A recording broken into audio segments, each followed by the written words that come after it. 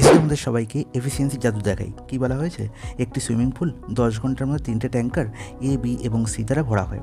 Tanker C এর গতি B এর দ্বিগুণ, তাহলে সি সমান কি না 2b। আর কি বলা হয়েছে? বি এর থেকে দ্বিগুণ দ্রুত, তার মানে বি সমান আমরা কি লিখতে পারি 2a, তার মানে 2b সমান কি লিখতে পারি 4a। তাহলে 2bর জায়গায় আমরা 4a লিখে দিতে পারি। তার মানে আলটিমেট কি পেলাম না সি সমান 2b সমান 4a।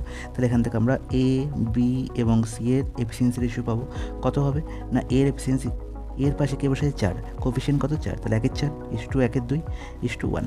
তার মানে একে আমি সরল রেশিওতে ট্রান্সফার করি, তাহলে কী করবো না 4, 2, 1 এলসিএম দিয়ে প্রত্যেকটা রেশিওকে টার্মকে গুণ করে দেবো। তাহলে 1/4 ইন্টু 4 কত 1, 1/2 ইন্টু 4 কত 2, আর 1 ইন্টু 4 করলে কত হবে 4। তাহলে এবার দেখো 4 + 2 + 1 মানে 7 হচ্ছে এদের মিলিত এফিসিয়েন্সি।